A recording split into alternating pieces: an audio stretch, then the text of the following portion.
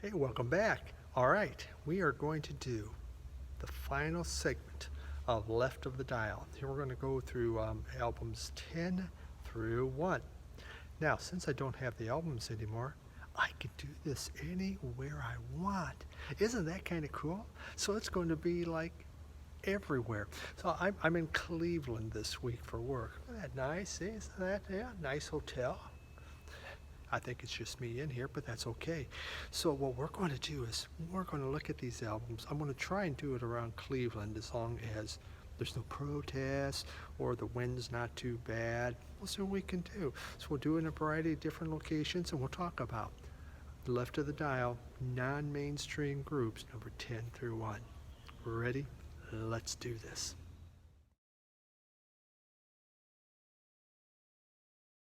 All right, we're ready to go. Let's talk about number 10. Number 10's The Chills. This was a group, they formed in 1980, and actually they broke up in 83. They were the flagship band on Flying Nun Records out of New Zealand. And Flying Nun's just an awesome label. This group is synonymous with jangle pop and indie pop. They've actually reformed several times, and they put out 6 studio albums. Their music, when you think about their music, it was keyboard drenched, lush music. I mean, the stuff just seemed effortless. The band actually went through 10 lineup changes before they did their first album. How's that for crazy? And their inspirations were, what was it, garage rock and 60s, and they were also they really loved the Sid Barrett years of Pink Floyd. So the album I want to talk about is Kaleidoscope World. This came out in '86 and gathered up the various chill singles from the music from their first 2 EPs. And what it has on there, it has this real grief-stricken song called Pink Frost with its rumbling bass line and a Joy Division feel to it. Just an incredible song. Look that up, Pink Frost, if you've never heard of it. Doldrums is a song on there. It's a cheerful, ready-made song about life on unemployment. Hey, it's cheerful. What can you ask for? And all the music, all this music, it just has these odd soundscapes and these kind of a 2-chord garage jams. And they just come just like coated with echoes and keyboards and lazily extended melodies. And a real atmospheric wispiness. Incredibly beautiful album that's really easy on the ears. You can see right now, there we go, behind one of the monuments here in Cleveland. Pretty neat. There's a big building, and the buildings are all smashed up. It's kind of bad down here, but it's okay. It's a happy, warm day today. So that's number 10, The Chills. Well, crap. There was kind of breakfast. They had breakfast there the last time I was here, but you can see we're kind of boarded up in Cleveland. Gotta look for someplace else, I guess, now. All right, number 9, it's the Dream Syndicate. This was an LA alt band. It was formed in 81, went on to 89, then 2012 it reformed again. In fact, they just put out a great new album. These guys, they're really associated, this group is really associated with the neo-psychedelic and Paisley Underground. Big part of it. The band became known for its aggressive, long feedback-soaked improvisations. And they were really influenced by that Velvet Underground, Crazy Horse, and Television. You can hear it all over their music. They rock much harder than, I would say, the rest of the Paisley Underground bands. The album I want to talk about is The Day of Wine and Roses, which came out in 82. I mean, this was just a blast of beautiful, ominous rock chaos. I mean, it was just filled with these speedy guitars, and they were just held in place by just a minimalist rhythm section. Created a great sound. Their vocalist, Steve Wynn, his voice, it kind of sounds like a cross between Lou Reed and Dylan when you listen to him. There's songs like what was it called? Then She Remembers, Until Lately, and Days of Wine and Roses. All of those, they have these really expressive jams that are just incredibly outstanding. At times, really, they seem to be going like to a dozen different places at the same time, but whatever reason, they keep it together. You know, one of the songs I was trying to think of, Tell Me When It's Over, that's a song that actually would be perfect on any VU album. You know, it begins with this cool snare snap, and then it's just like a starter's pistol, and it's filled with these heavy, fuzzy riffs. I mean, this is, to me, it would have been one of the most exciting albums if it was put out in the 60s, but it is an 80s masterpiece. I think you can see there, see that statue? That's the picture of, who is that? Well, that's General Cleveland. So that's who Cleveland's made after. Isn't that cool? All right, so that's number 9, Dream Syndicate.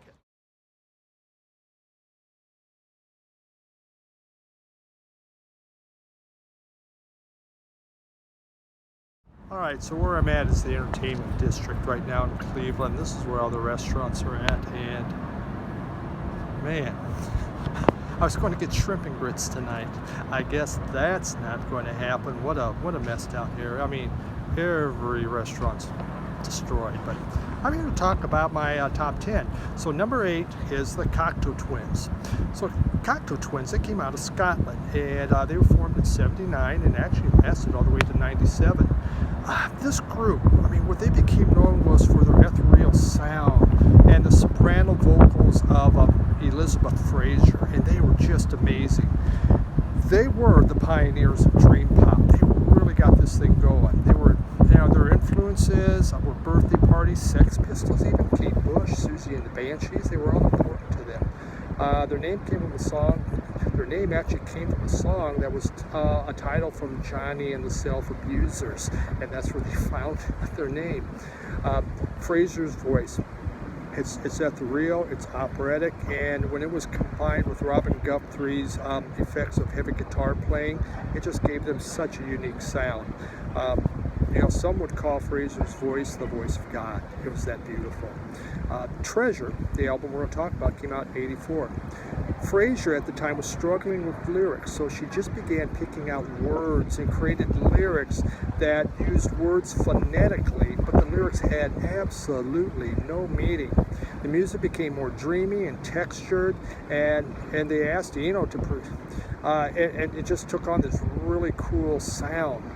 They asked Eno to produce the album, but he refused because he felt that they knew exactly what they were doing, so he didn't want to get involved. I mean, all the song titles are pseudo-mythological single words, just incredible. They also brought in a drum machine, and they used that a year before Howard Jones took it and put it onto Human Lives. So they were kind of ahead of the time. This did allow them to create these bombastic drums, which when you listen to it, you will hear. This album is considered a classic of the 80s Alt C. That's Cocteau Twins, number 8. Right there is the old stone church in Cleveland. That is the oldest stone church in Cleveland from 1820. I just thought you'd like to know that.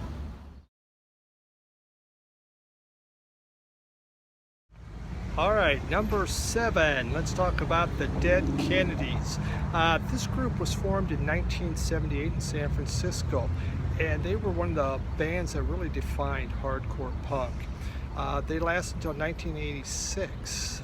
Their lyrics were very political, and they dripped with sarcasm as they attacked authority in general as well as pop culture. The original lineup was Jello Biafra, Klaus Fluoride, 6025, fun name, and Ted, which is even better. Due to the confrontational band name, they sometimes went by the names of DK, the Sharks, the Creamsicles, or the Pink Twinkies.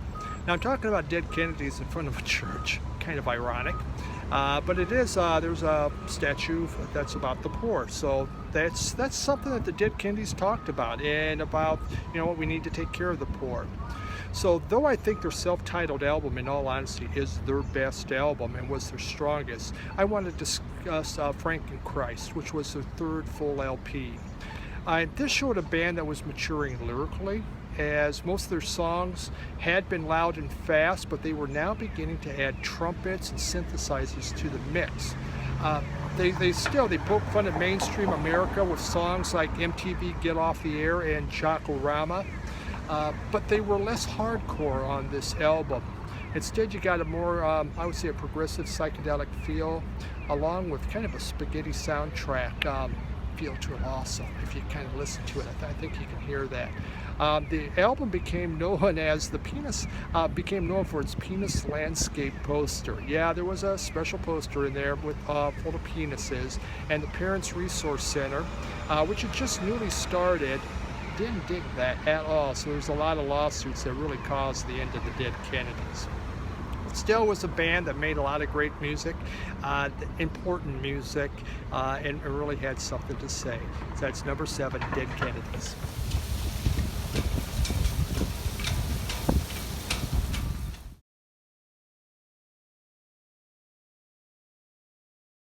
Number 6, this wind's doing, I got long hair, this wind doesn't help. But number 6 is the Replacements. So from the 80s, musical hotbed of Minneapolis came the Replacements. They formed in '79 and wound up breaking up in '91. They really began as a punk band, but they became pioneers of alt rock music. When they first started, they called their band Dog Breath, and then it was called Impediments, I believe, and finally the Replacements, after they had been banned from a club for disorderly conduct. So they had to have replacements, and that's what they took up. The album I want to talk about is Let It Be. This was the third album that came out in '84. The band, primarily Westerberg, had grown tired of the loud and fast songs, and they decided to write songs that were actually a little more sincere, and that's what they did. The album is still kind of a ragged mess, and it's just careening wildly from dirty jokes to wounded ballads. But still, there's beauty when you get to a song like Unsatisfied, and their feelings of youth abandonment. You can hear that in there. Abandoned by society. But there's also the sophomore humor of songs like Gary's Got a Boner, and they do a cover of Kiss's Black Diamond that's really, really fun. On the song Answering Machine, if you listen to that, if you listen to the lyrics, it goes, "How do I say I'm lonely to an answering machine?"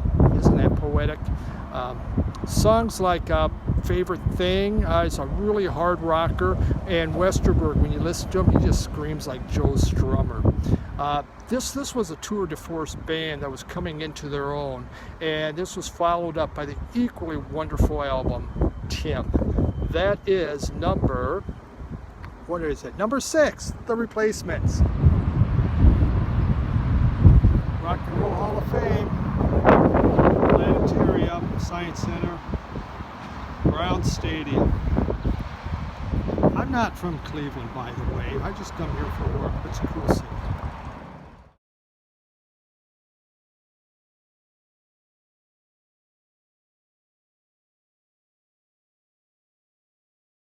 I buy that big free stamp now. It was just kind of funny. A car just drove by that played Marvin Gaye's What's Going On. Kind of apropos, but I think they knew that already. So number 5, Ooskardu. Once again, Minneapolis. This band was formed in '79 and lasted until '88. They actually started as a hardcore punk band before crossing over again as pioneers of the alt rock scene. This was the band that also kept the label SST afloat. They did quite well. They started out with the name as Buddy and the Returnables. But then they were doing this rehearsal, and they were singing Talking Head Psycho Killer, but they couldn't remember the words, so they just began making up stuff, and they couldn't remember the French lyrics, so they just said whatever came out. They said Ooskardu, which in the '70s was a memory game. That's how they came up with it. And Ooskardu is Swedish or Scandinavia for Do You Remember? I knew that one. Zen Arcade is the album I'm going to talk about. My favorite is New Day Rising, but Zen Arcade was a phenomenal album also. It was their second full-length studio album that came out in '84. In it, it's a concept album, and it tells a story of a young boy who runs away from an unfulfilling home and an unfulfilling life, only to find out that the world outside is even worse. Though much of this album had a hardcore focus to it, they began to introduce some of their more melodic guitar styles, along with some acoustic folk actually. And then there's a song like Never Tailing to You Again that has some psychedelia. There's Hare Krishna and the Tooth Fairy and the Princess song, along with a couple piano interludes that just began to, you know, when they played those, it was something different, and they began to change their music. I mean, this was totally new for a hardcore punk band. No one was doing this, but they just wanted to start changing directions. This band, again, like some of these others, opened doors to the next wave of really their classic album, New Day Rising. So number 5, Booskadoo. I wonder why this building thinks it's so much better than the rest of them. Nope, just as good as the rest, not superior.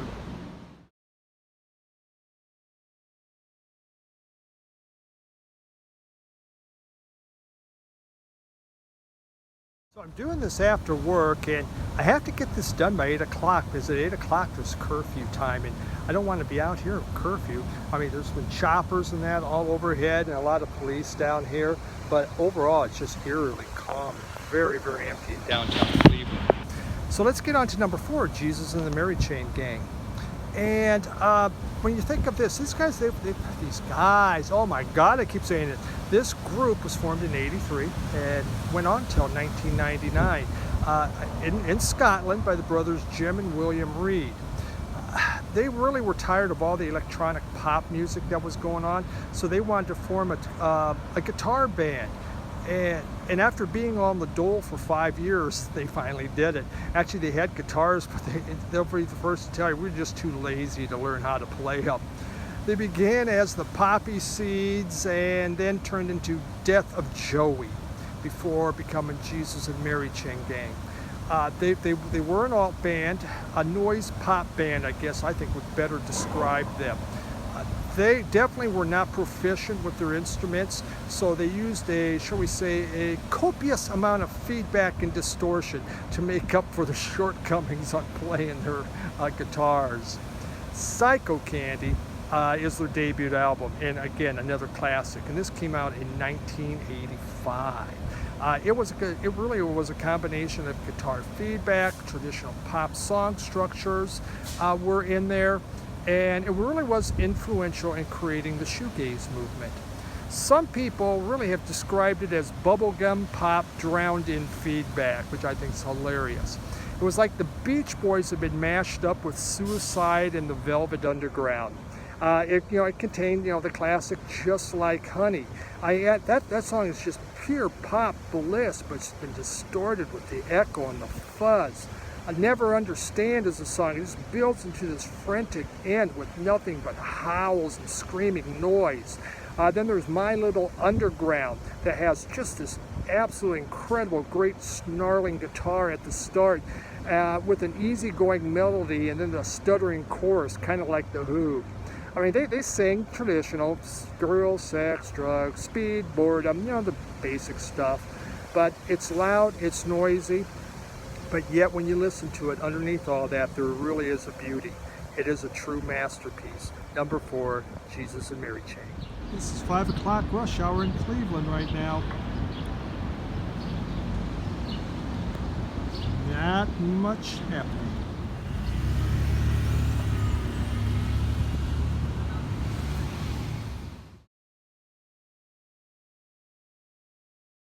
Number 3 is Spaceman 3. I thought that was appropriate, don't you? The group was formed in '82 and lasted until '91 in Rugby, Warwickshire.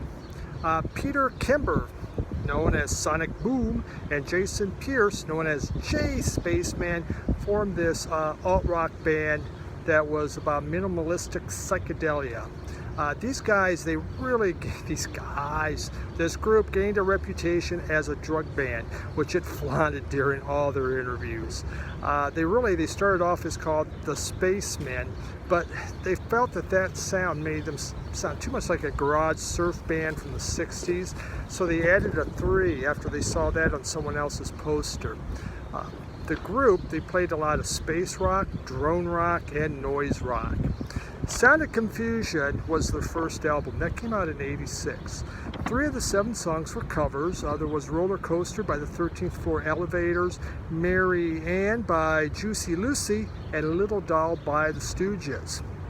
Still, the rest were originals. They had Losing Touch with My Mind, which started off the album. It was just really this low-key intensity while the amps were cranked up playing these just entrancing riffs. Hey Man plays off the riff of Amen, which came from a spiritual.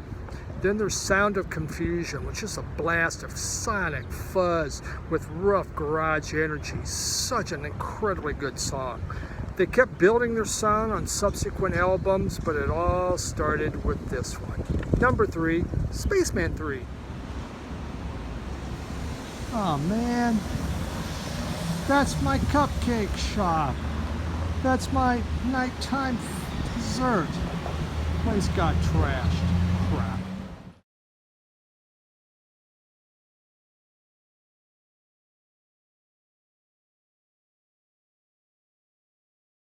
Number 2, X.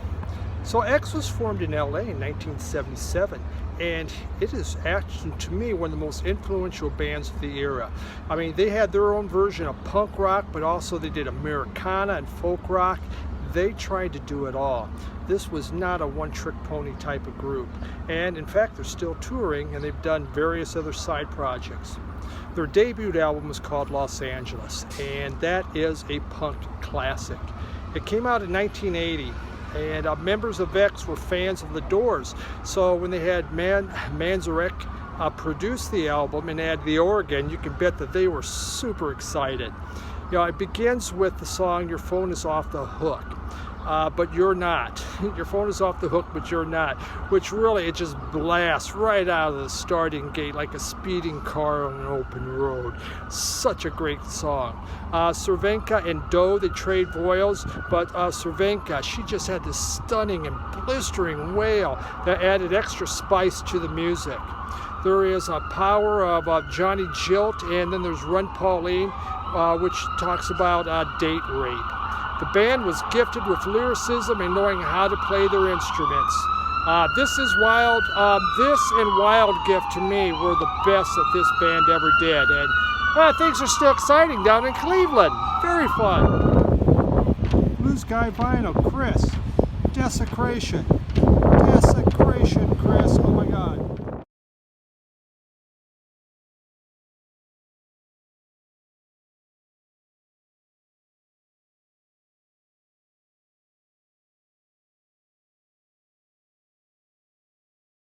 All right, we're on to number 1 right now, and I just found a restaurant. Finally,